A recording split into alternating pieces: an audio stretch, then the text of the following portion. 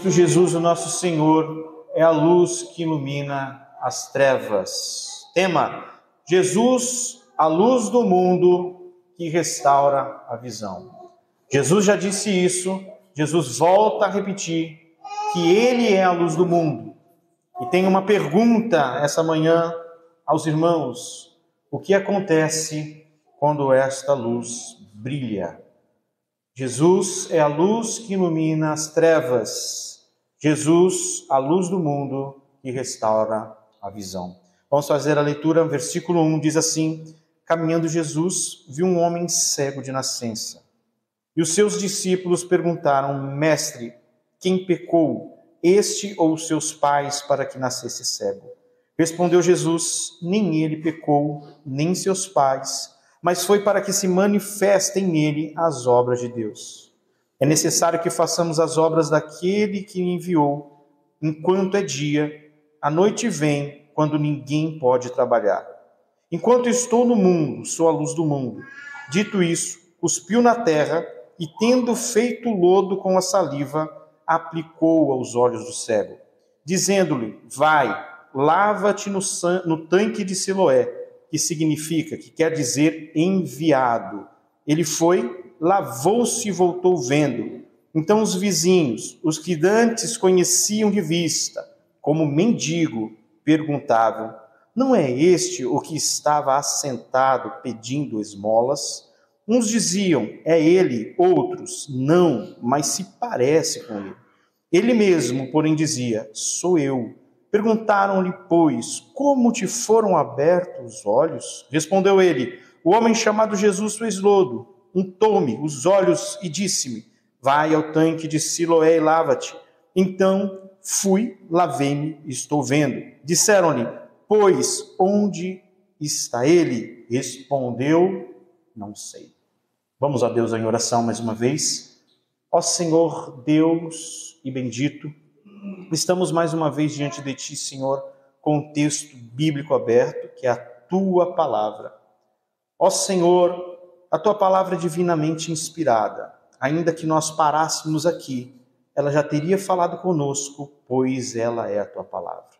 Mas pedimos, Senhor, com coração gratos, que Tu fale conosco através da ministração do texto bíblico.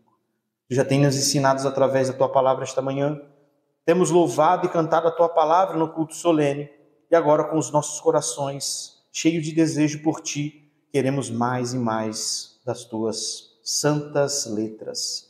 Ó Senhor, fala aos nossos corações, aplica o texto sagrado às nossas vidas, para que possamos de fato viver uma vida que glorifique e exalte ao Teu santo nome.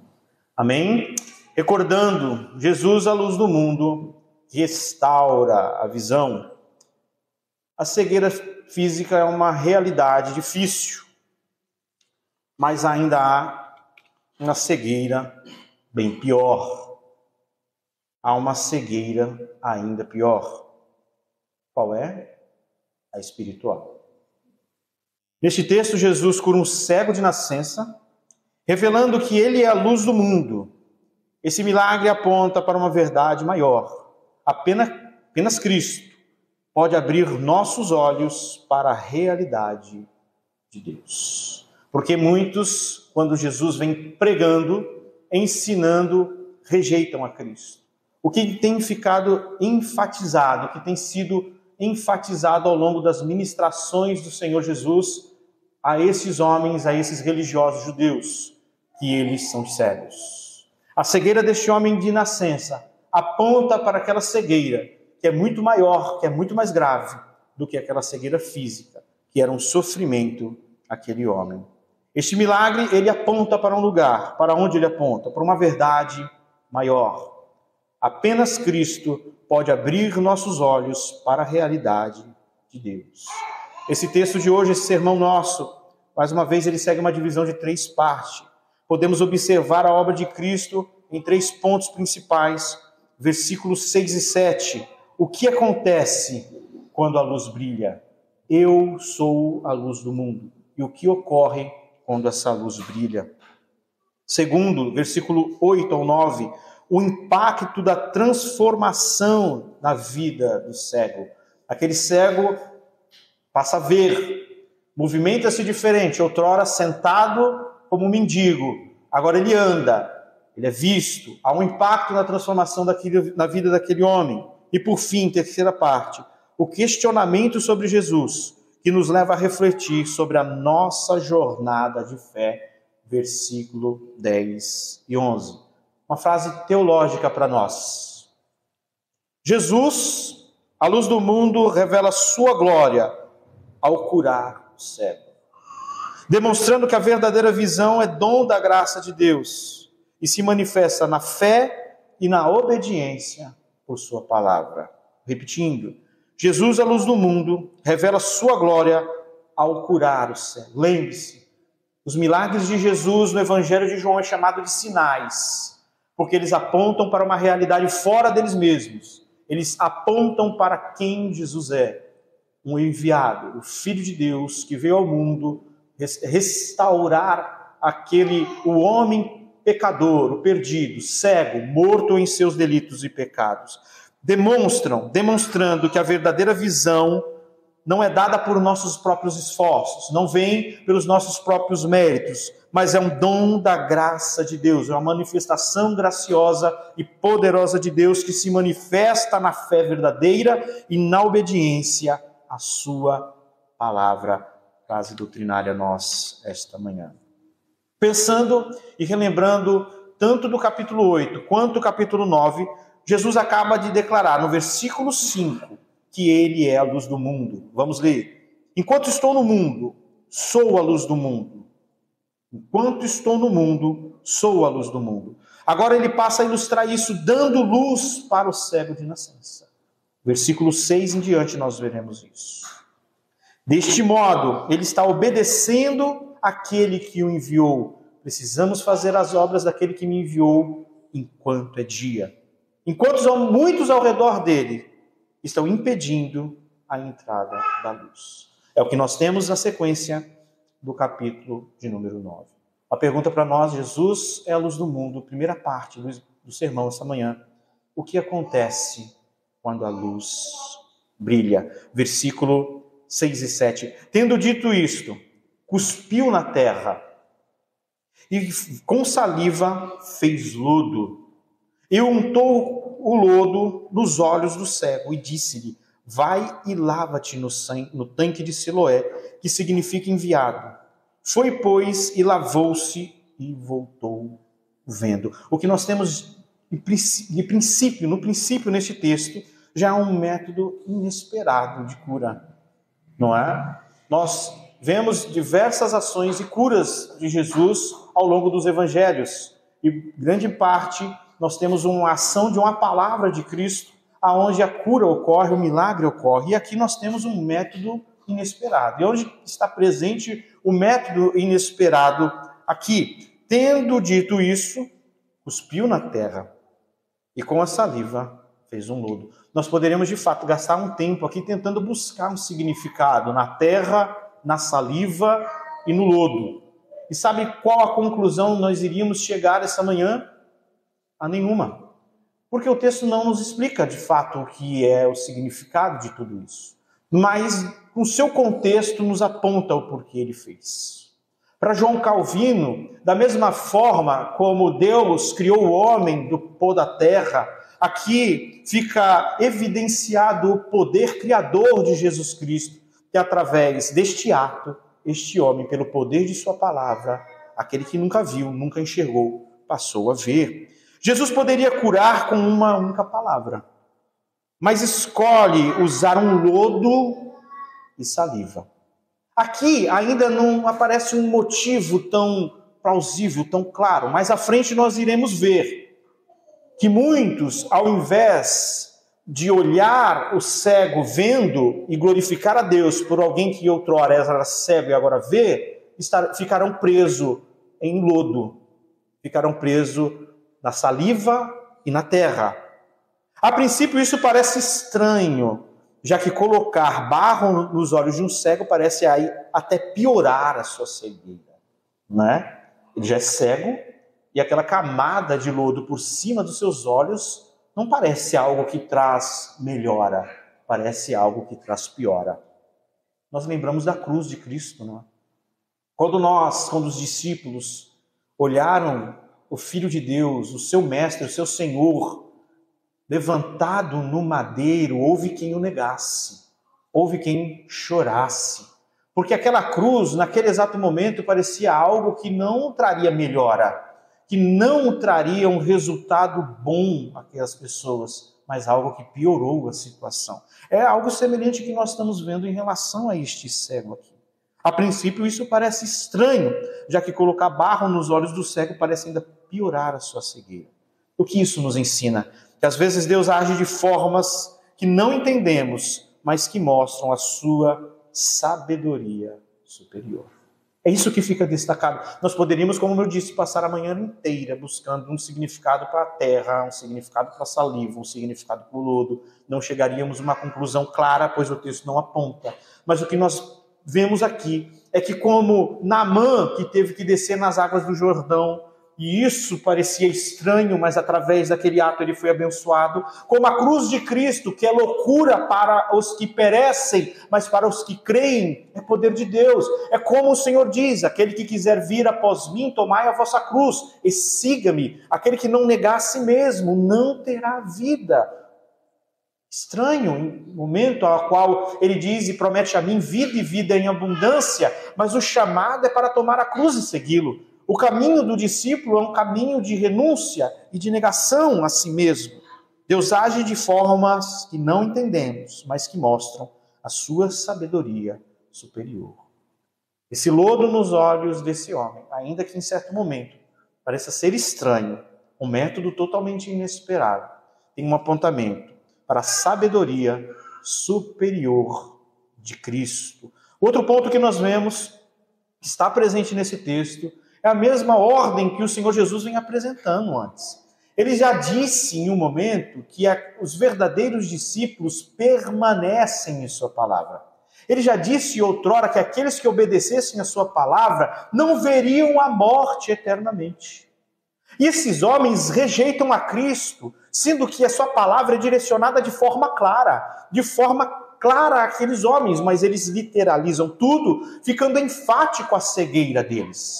Agora Jesus, ele dá um método totalmente inesperado, um comando à obediência, e aquele homem, em um ato de fé demonstrado em sua obediência, segue a diretriz de Cristo. Terrível.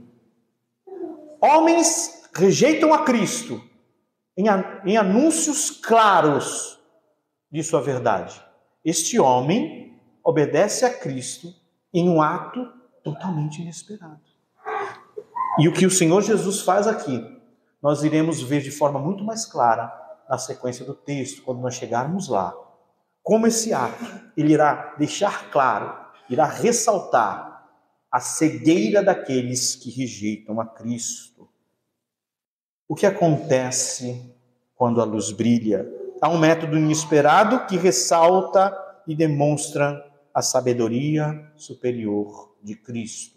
Tudo que é feito exalta e glorifica ao Deus Todo-Poderoso e apontam para quem é o Senhor Jesus. No segundo ponto, nós temos: tendo dito isto, cuspiu na terra e com saliva fez lodo e untou os olhos do cego e disse-lhe, é um comando: vai e lava-te no tanque de Siloé. Perceba essa dinâmica. Aquele lodo, agora, ele está envolvido em um comando de Cristo que requer daquele homem fé demonstrada em obediência. E nós temos um outro princípio presente nos ensinos e na pregação de Cristo: a obediência como um meio da bênção. Pastor, mas eu não sou salvo pelos meus méritos. Não é mesmo. Mas quando foi que a Bíblia anulou este princípio? Que não há bênção sobre a vida de ninguém sem obediência. Você encontra em algum lugar nas Escrituras afirmando que alguém é, de fato, abençoado sem obedecer a Cristo? Sem obediência à palavra de Cristo? Não encontra, meus irmãos. Porque a fé verdadeira, ela é evidenciada em obediência verdadeira. E aqui nós temos a obediência como um meio da bênção. O cego precisou ir até Siloé e lavar-se.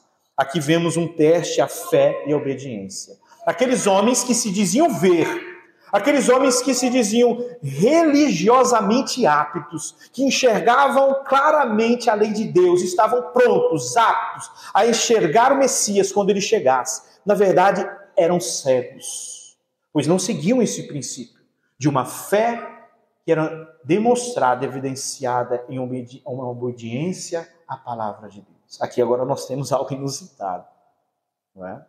Jesus faz o lodo, não é?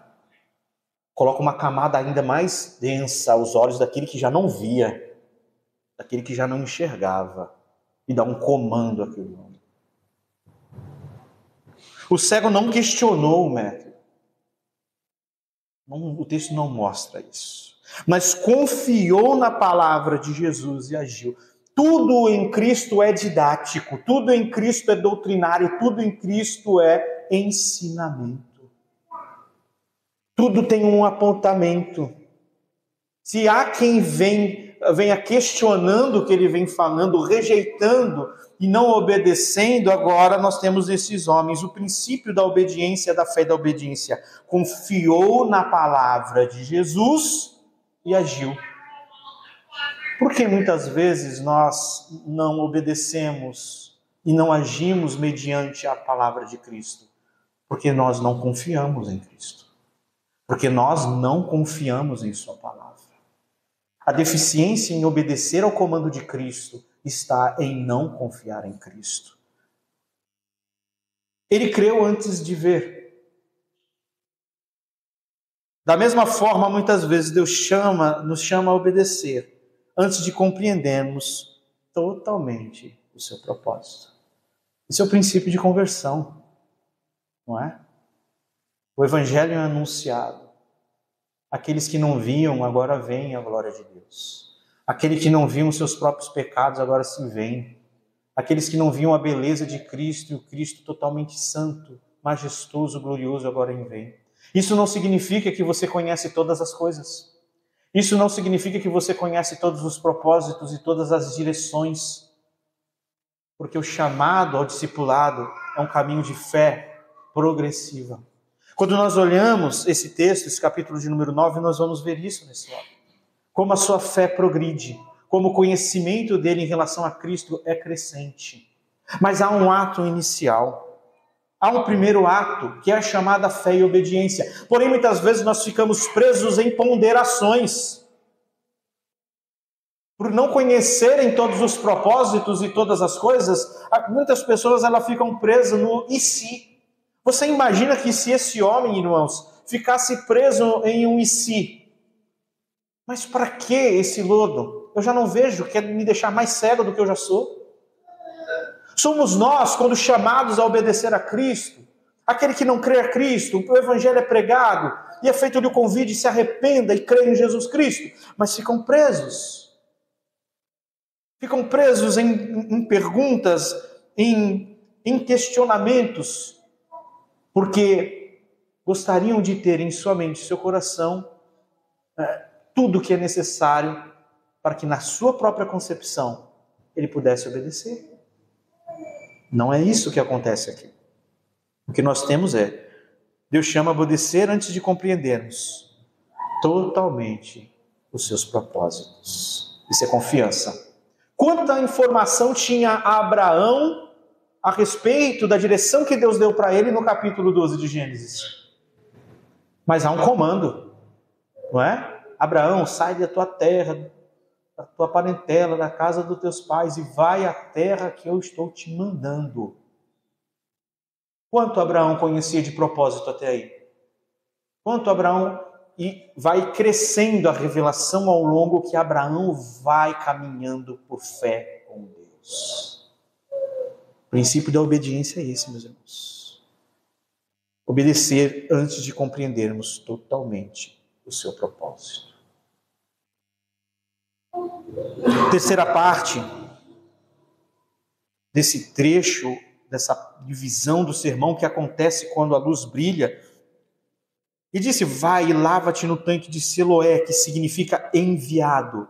Foi, pois, e lavou-se e voltou vendo. Se nós não encontramos um significado tão claro para o lodo, para o tanque de Siloé, o João faz questão de nos ensinar. Porque ele diz: significa enviado. E o significado de Siloé, enviado, aponta para quem? Quem é o enviado?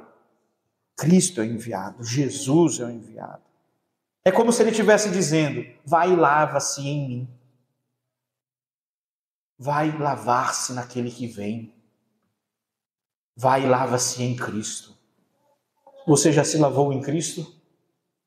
Se você já se lavou em Cristo, você voltou vendo. Só volta vendo aquele que lavou-se em Cristo Jesus. Siloé significa enviado, apontando para Cristo como aquele que vem do Pai para trazer luz ao mundo, como ele já disse em João 8,12. Eu sou a luz do mundo. Cristo como aquele que vem do Pai trazer luz ao mundo.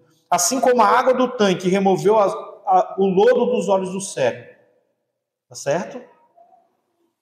Aquele cego era cego, agora ele é cego, tendo lodo por cima de sua cegueira. Assim como a água do tanque removeu a lama dos olhos do cego, Cristo, o verdadeiro enviado, é aquele que remove nossa cegueira espiritual. Por isso nosso tema: Jesus, a luz do mundo, restaura a visão. A luz que ilumina as trevas. Tem uma aplicação para nós, meus irmãos. Deus pode agir de maneiras inesperadas em nossas vidas. Será que estamos dispostos a confiar e obedecer, mesmo sem entender completamente? Você já se pegou perguntando muitas vezes assim: eu não estou entendendo o que está ocorrendo em minha vida. Não é? Parece que está ficando pior. Não era para ficar melhor, parece que está ficando pior.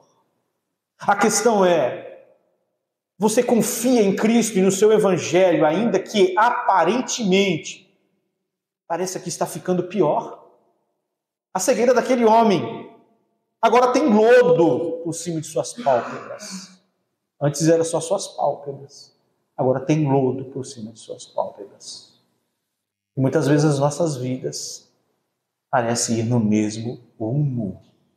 Outrora era só a cegueira, era só as pálpebras. Mas em algum momento parece ter lodo.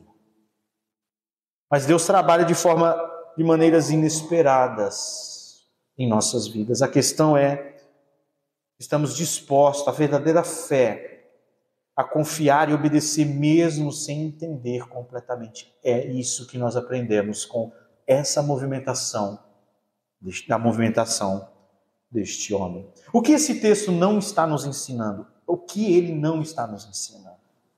Ele não está nos ensinando, irmãos, aqueles movimentos loucos, carismáticos. Não é? A fé é louca, meu irmão. A fé é louca. Da mesma forma que o Senhor fez um lodo, né? Aí a pessoa tira aquele coelho da cartola: eu fiz isso, isso e isso. Deus usou uma galinha para me curar. Deus fez isso, isso e isso. Não é disso que se trata esse texto. Aqui é Deus, não nós. É Deus que age inesperadamente. Não nós que inventamos loucuras para enfatizar a suposta fé que dizemos ter. Mas é Deus que, em meio a circunstâncias que parecem serem contrárias, Deus age de forma inesperada, requerendo de nós fé e obediência. Requerendo de nós as virtudes que Ele tem nos dado. Obedecendo ao seu comando. O que nós vimos neste primeiro ponto do sermão? Vemos como Jesus, a luz do mundo, realiza milagre de forma surpreendente. Isso nos ensina que a verdadeira visão espiritual, como veremos, só é possível pela graça de Cristo, que age em nossas vidas com poder. Ainda que haja uma movimentação desse homem em obediência, tudo isso é fruto da graça de Deus. Ele só voltou vendo, porque o Cristo Todo-Poderoso, pelo seu poder, assim o fez. Amém? Versículo 8 e 9. Então os vizinhos e os que dantes conheciam de vista, como mendigo, perguntavam: não é este que estava sentado pedindo esmola? Uns diziam: é ele. Outros: não, mas se parece com ele. E ele mesmo, porém, dizia: sou eu. O que ocorre com a vida deste homem traz um impacto. Nós temos o segundo ponto do sermão em cima deste texto: o impacto da transformação. A mudança que esse homem sofreu, irmãos, era visível, notória. A transformação operada por Cristo era tão evidente que as pessoas se perguntavam se era a mesma pessoa. Não tem como, não queremos... Esse texto ele é fantástico, né, irmãos? Porque ele nos empurra e nos impulsiona a aplicação.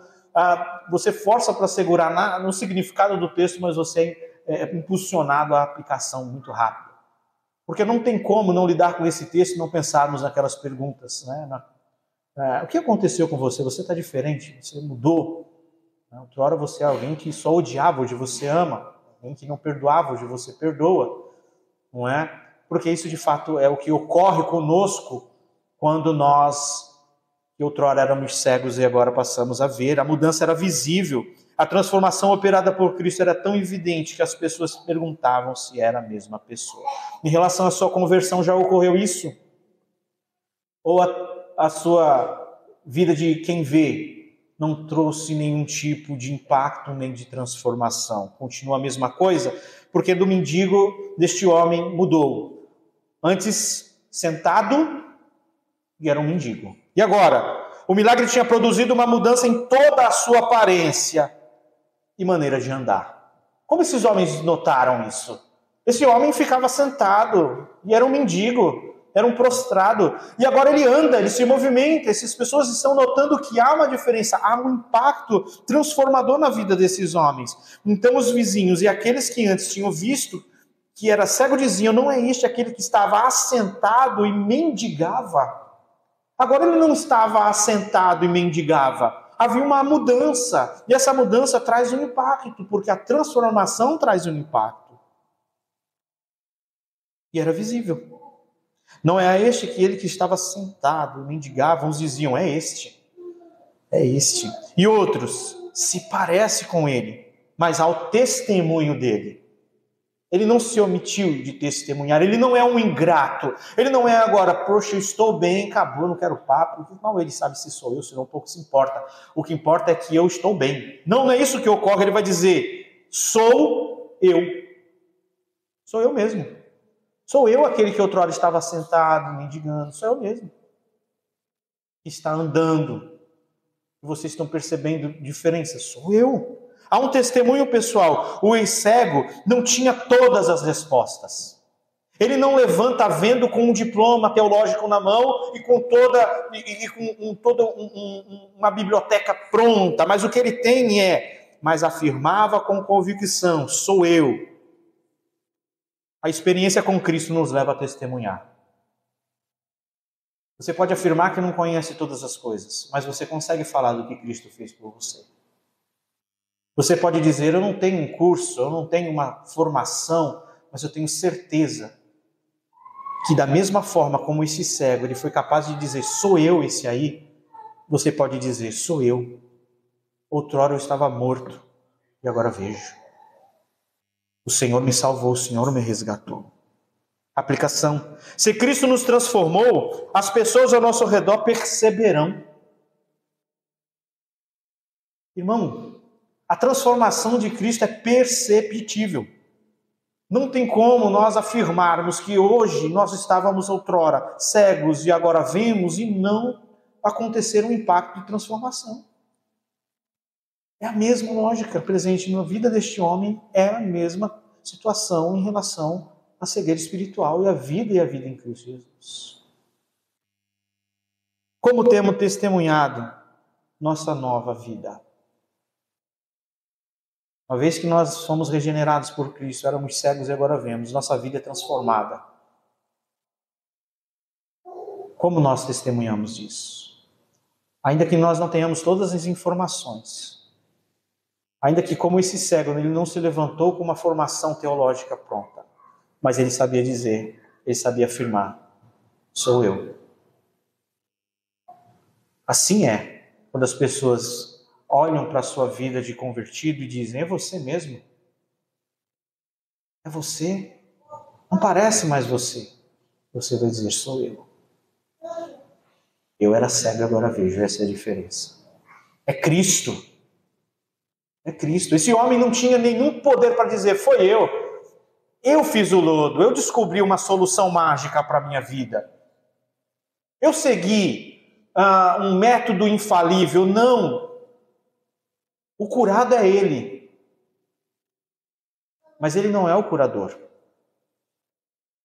É isso que nós vamos ver na sequência. Versículo 10 e 12.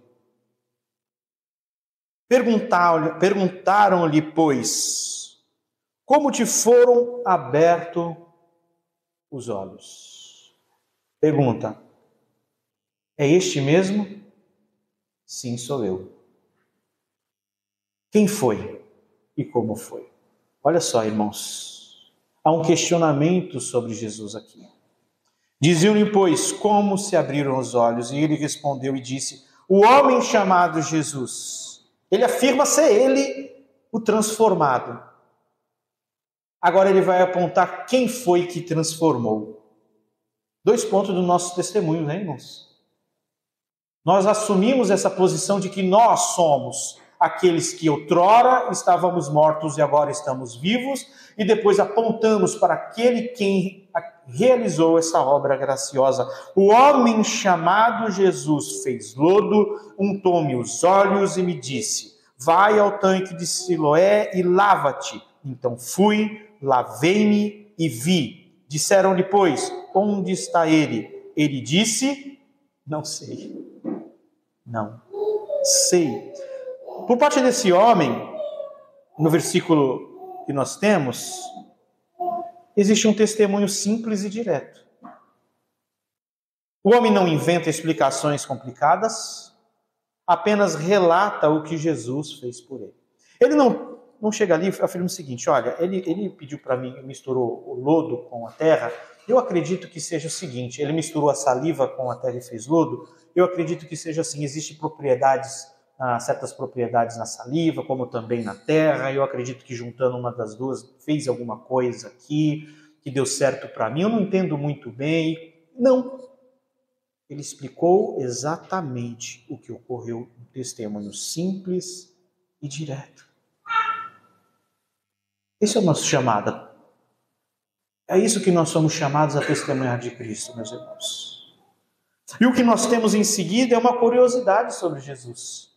As pessoas queriam saber mais sobre aquele quem operou o milagre. Agora, se esse homem gasta um tempo exagerado aqui nesse testemunho simples e direto, as pessoas iam sair fora do interesse por Cristo e ia colocar um interesse por ele. Esses somos nós que muitas vezes, ao invés de pregar, apontamos para nós mesmos.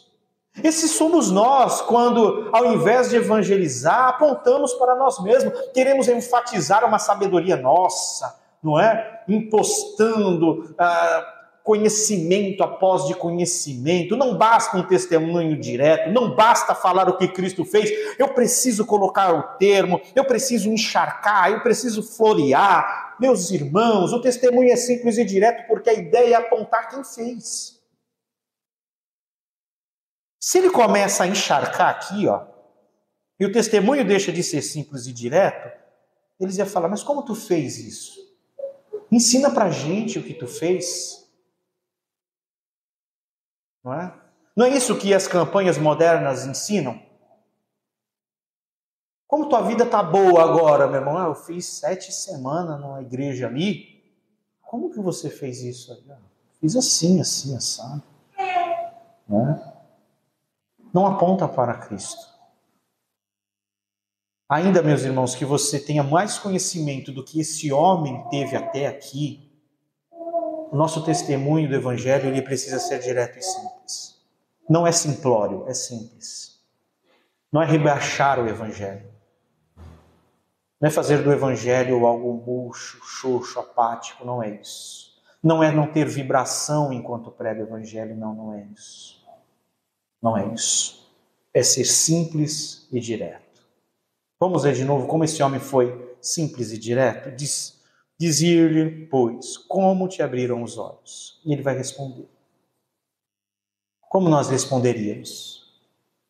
Como nós responderíamos? Nós seríamos simples assim? Ou a cada passo nós íamos querer colocar algo a mais, um peso, um impacto? Precisa ter um impacto aqui na terra. Eu preciso mostrar que eu conheço a terra.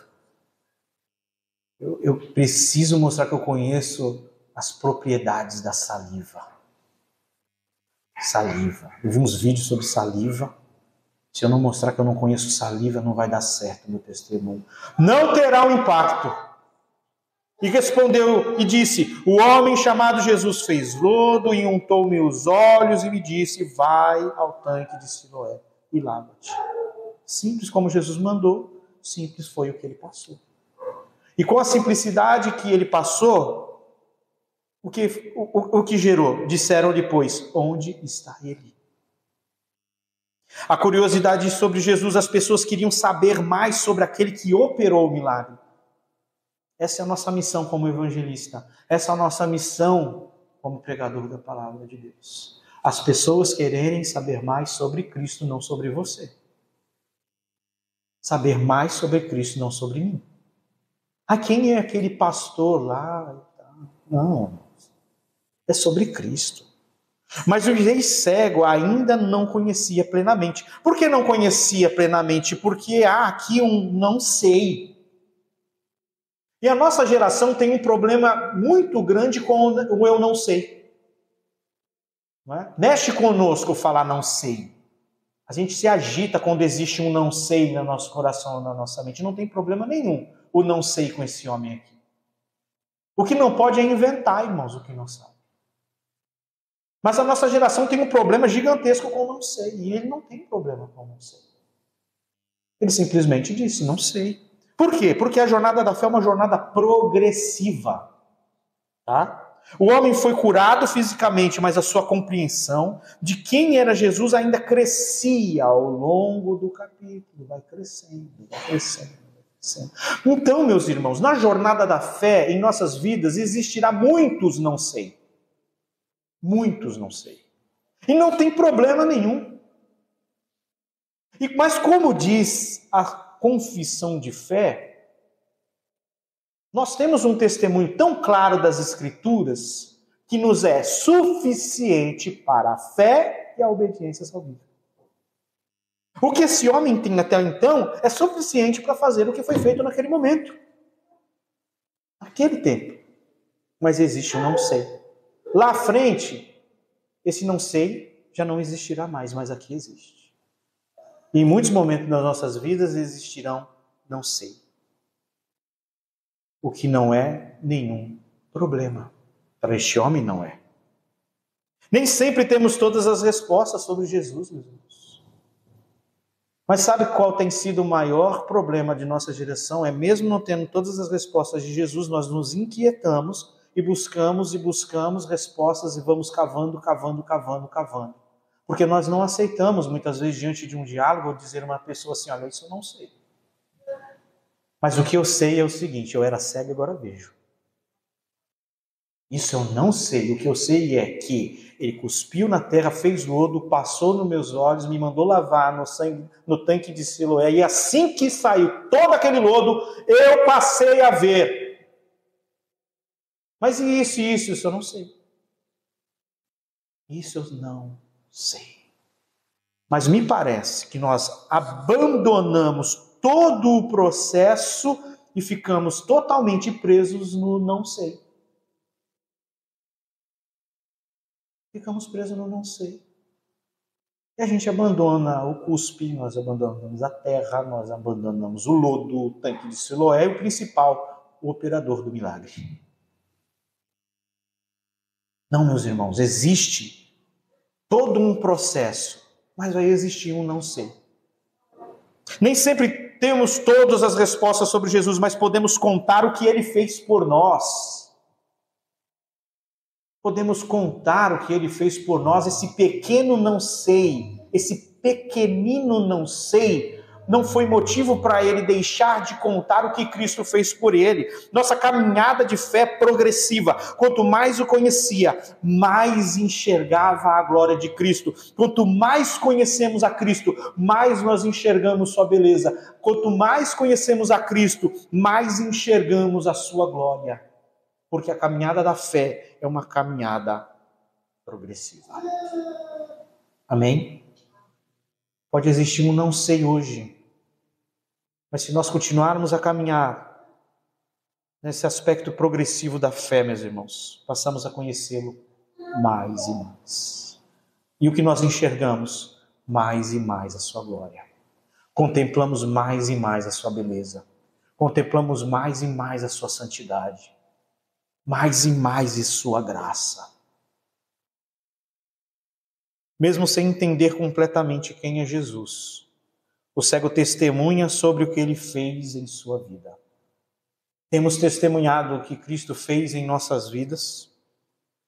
Isso nos lembra a verdadeira visão espiritual, nos leva a testemunhar e a crescer em nosso conhecimento de Cristo ao longo do tempo. Lê mais uma vez. Mesmo sem entender completamente quem é Jesus, o cego testemunha sobre o que ele fez em sua vida. Então, um não sei não é prerrogativa para não testemunharmos o que Cristo fez em nossa vida. Esse não sei não pode nos levar em um caminho de omitirmos o que Cristo fez em nossas vidas. O que isso nos lembra? Que a verdadeira visão espiritual nos leva a testemunhar e a crescer em nosso conhecimento de Cristo ao longo do tempo. Mais uma vez eu repito. Este cego que vivia sentado como um mendigo e agora foi testemunhar de Cristo, não há alguém que se levantou e teve toda uma formação de conhecimento sobre Cristo. Mas aquilo que ele sabia foi aquilo que ele testemunhou. Aquilo que ele foi alvo e atingido pela graça de Cristo foi aquilo que ele falou. O que esse milagre nos ensina? Esse milagre nos ensina, meus irmãos, que Jesus trabalha de formas inesperadas. E qual é a nossa reação nas formas inesperadas que Jesus trabalha? A nossa vida de obediência conduz a um estado de bênção. Não existe outra forma, meus irmãos. Não existe outra maneira de ter uma família de fato abençoada em Cristo sem uma vida de obediência. Não existe. Isso é um princípio bíblico. O Senhor já disse isso. Aqueles que obedecerem a minha palavra não verão a morte eternamente. Se a fé ela não se manifestar em obediência à palavra de Cristo, a fé sem obras é morta. E o que muitas vezes nós estamos esperando para obedecer é que os cálculos todos que nós fizemos em nossa mente bata. Só que Deus não está nem aí para os teus cálculos. Deus não está nem aí para a tua agenda, para o teu cronograma, para a tua planilha. Não está nem aí. O cronograma de Israel era um rei político que destronaria César. Esse era o cronograma deles, meus irmãos. Mas Deus enviou o seu filho, vai à cruz, morre por miseráveis como nós, destrona principados e potestades, ressuscita para a glória de Deus, vai assunto aos altos céus, e aqueles que estão unidos a Ele pela fé adentram o trono do trono, e temos ao Pai em acesso por graça.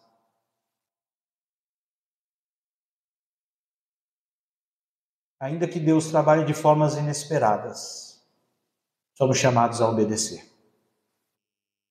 Somos chamados a uma vida de segui-lo e segui-lo a sua palavra, segui-lo ao seu comando. Eu tenho certeza que só de pensar nisso, você reflete sobre a tua vida e pensa mesmo. Quantas coisas eu achei que seria assim e foi assim, assim, assim, e eu vejo a mão de Deus. Eu vejo Deus me conduzindo, eu vejo Deus me ensinando, eu vejo Deus me guiando.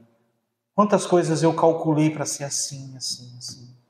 Mas não foi do jeito que eu pensei, não foi do jeito que eu planejei. Outro ponto que esse texto nos ensina, meus irmãos, é que a transformação operada por Cristo é visível para os outros. Traz um impacto aos outros. Da mesma forma que ocorreu a cura física naquele homem e trouxe uma transformação, assim é a conversão. Assim é a regeneração. A transformação operada por Cristo é visível aos outros. Não existe essa questão de que Cristo me salvou e não há transformação. E não há uma mudança visível. Não há um impacto deste testemunho aos outros.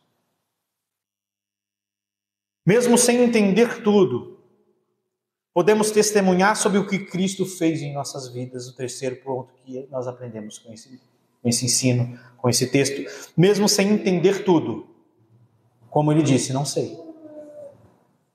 Podemos testemunhar sobre o que Cristo fez em nossas vidas. E o que Cristo fez em nossas vidas? O que Cristo fez em suas vidas? Se você não sabe o que Cristo fez em sua vida, você não conhece o Evangelho. Se você não conhece o Evangelho, a sua fé é uma fé questionável. Você precisa saber o que Cristo fez em sua vida. Porque você precisa conhecer o Evangelho. Se você não conhece o Evangelho, você não sabe o que Cristo fez em sua vida. E o que Cristo fez em sua vida?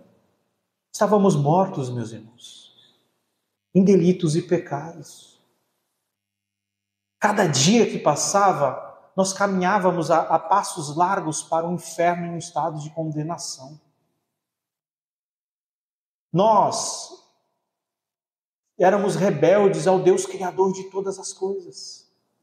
Mas um dia, por sua graça e misericórdia, a sua palavra redentora veio até nós. E nós que não víamos, passamos a ver. Ver o nosso estado de miséria e enxergar o Deus justo e santo. E o que nós vimos também, que éramos totalmente incapazes de nos salvar. Mas por sua misericórdia, Ele nos apresentou a sua obra na cruz. E nos chamou ao arrependimento e à fé, e fomos até Ele. E as minhas misérias foram creditadas à sua cruz. E a sua justiça creditada em nossas vidas. Falamos sobre isso. Você entende que Ele fez isso em sua vida? E o que você sabe dizer sobre isso? Você vai dizer o seguinte: antigamente eu só odiava. Intolerante, impaciente, agressivo. Hoje eu amo. Hoje eu sou paciente, hoje as virtudes de Cristo estão em minha vida. Porque o Paulo vai dizer em Gálatas que contra essas coisas não há lei. Hoje eu posso contemplar o fruto do Espírito na minha casa, no meu casamento, na minha vida diariamente. Cristo fez por sua vida, Cristo te santifica. Outrora eu não respeitava a minha esposa, eu era dado à impureza, já traí, já roubei. Em nenhum momento, quando você falar dessas coisas todas, será como seus méritos, mas será como aquele cego. Um homem chamado Jesus cuspiu, fez lodo, passou nos meus olhos, me mandou ir até o tanque me lavar, eu me lavei, passei limpo. Essa é a diferença. Quando nós testemunhamos dessas coisas todas, o que as pessoas devem perguntar é: quem fez isso? Não é: e como você consegue fazer isso? É quem fez isso. Começa na graça e termina na graça. Porque é pela graça e pela graça somente. Tem um desafio final para nós. Você teve os seus olhos espirituais abertos por Cristo? Teve? Como tem testemunhado então essa transformação? Como tem testemunhado então essa transformação? Ela fica só aqui na igreja? Fica só no tanque, irmãos? Ou vai para a vizinhança? Ou está só ao redor do tanque ali no tanque?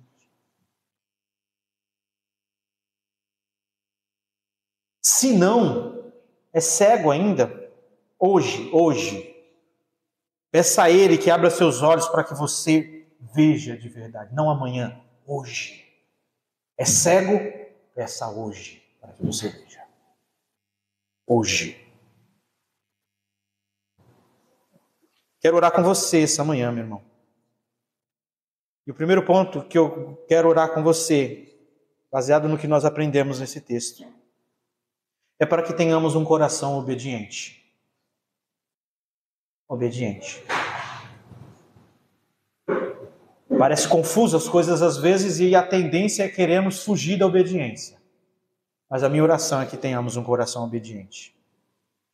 Para que tenhamos de fato uma vida transformada, que traga um impacto e afinal, por final, que possamos ter um testemunho fiel sobre o que Cristo fez em nossas vidas. Uma oração obediente, uma vida de fato transformada e um testemunho fiel de Cristo. Curve sua cabeça, oremos. Senhor Deus, o que nós aprendemos nesse texto é que o Senhor age de formas inesperadas, como a cruz. Só que a tua cruz para nós é poder, para o incrédulo é loucura. Mas queremos pedir a Ti, nos dá um coração obediente, ainda que não entendamos todas as coisas. Ainda que parece que em muitos momentos as coisas fugiram do nosso controle.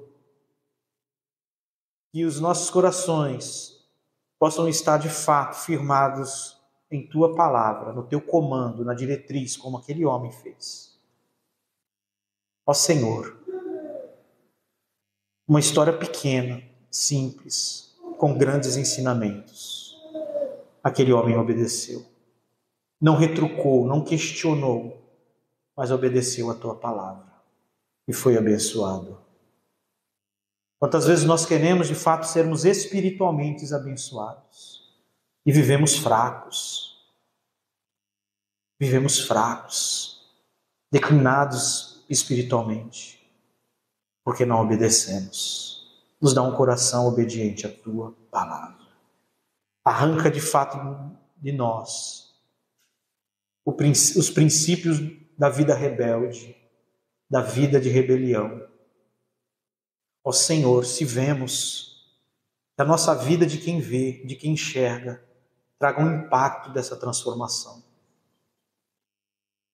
Traga um impacto. Não dentro somente do ambiente da igreja. Aquele homem não ficou preso ao tanque. Os vizinhos o viram. Que assim seja em nossas vidas. Que essa transformação seja vista em nosso trabalho, em nossa família, em nossa parentela, para os nossos vizinhos. Que possa existir essa pergunta: é você mesmo? É você mesmo. Senhor, que possamos testemunhar fielmente de Cristo. Ainda que haja em nossas vidas tantos momentos de não sei. Que possamos estarmos firmes em testemunhar o que o Senhor fez em nossas vidas. Um testemunho fiel, não adulterado, não que aponte para a nossa sabedoria, não encharcado do nosso autoconhecimento, mas simples como foi o testemunho daquele homem. Sim, Senhor. Não nos livra, Senhor, dessa contaminação atual da soberba, da arrogância, que enfatiza a nós mesmos. Meu Deus, é tão clara a Tua palavra, mas o nosso coração insiste em roubar a Tua glória. É tão clara a Tua palavra, mas o nosso coração é insistente com isso o tempo todo. O tempo todo nós queremos acrescentar conhecimento à terra, à saliva, ao tanque, ao lodo. E tiramos, Senhor, de vista a Tua majestade, a Tua glória. Por isso eu oro essa manhã para que tenhamos de fato um coração que Te obedece, uma vida verdadeiramente transformada e um testemunho simples e fiel do que o Senhor fez por nós. Em nome de Cristo Jesus, o nosso Senhor. Encha-nos do teu Santo Espírito para que tenhamos uma vida de fato plena, para que possamos entender que a caminhada da fé é progressiva e em muitos momentos de nossa vida haverá não sei. E não há problema com isso. O que nós não podemos é substituir o não sei por conceitos filosóficos humanos, por teorias tolas ou por nossa própria mentalidade soberba. Ah, Deus, que possamos viver, Igreja Batista Reformada de São Vicente, um tempo de plenitude no Teu Espírito, para que possamos prosseguir rumo, Senhor, ao alvo do prêmio de nossa vocação em Cristo Jesus, porque é o que importa para nós, Teu povo, em nome de Cristo Jesus, nosso Senhor. Amém.